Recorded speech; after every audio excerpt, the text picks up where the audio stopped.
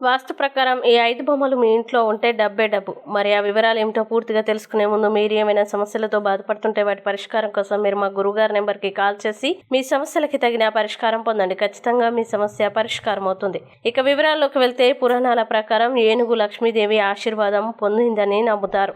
లక్ష్మీదేవి ఆశీస్సులతో ఏనుగు విగ్రహాన్ని ఇంటికి తెచ్చుకోవడం వల్ల ఇంట్లో సానుకూలత పెరుగుతుంది.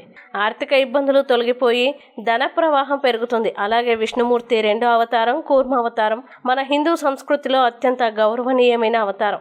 విష్ణువుతో పాటు లక్ష్మీదేవి కూడా ఉంటుందని అందరూ తెలుసుకోవాలి. ఇంకా పురాణాల్లో కామధేనువు అన్ని కోరికల్ని తీర్చే ఆవుగా కొలుస్తారు. కామధేనువు విగ్రహాన్ని ఇంట్లో ఉంచుకోవడం వల్ల సంపద పెరుగుతుంది. ఏదైనా పనులు జరగాలన్నా కోరికలు తీరాలన్నా ఇంట్లో కామధేనుడి విగ్రహాన్ని ప్రతిష్ఠించాలి. అలాగే గ్రంథాల్లో గుడ్లగూబను లక్ష్మీ వాహనం అని అంటారు. గుడ్లగూబ విగ్రహాన్ని ఇంట్లో ఉంచుకోవడం వల్ల మీ ఆర్థిక సంపాదన పెరుగుతుంది. మరిన్ని ఆస్తులు కొనుగోలు చేయడం వంటి యోగం కూడా వస్తుంది. అలాగే విఘ్న నాశనకారిణి అయిన వినాయకుని విగ్రహాన్ని ఇంట్లో ఉంచుకోవడం వల్ల కూడా శుభప్రదంగా భావిస్తారు.